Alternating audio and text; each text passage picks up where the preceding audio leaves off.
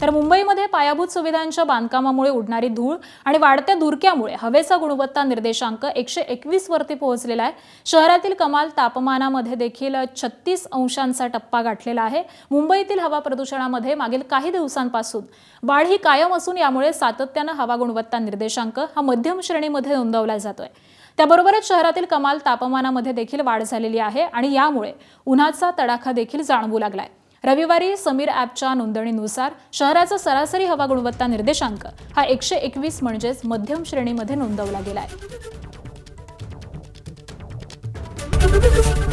ABP माझा, उघडा डोळे बघा नीट।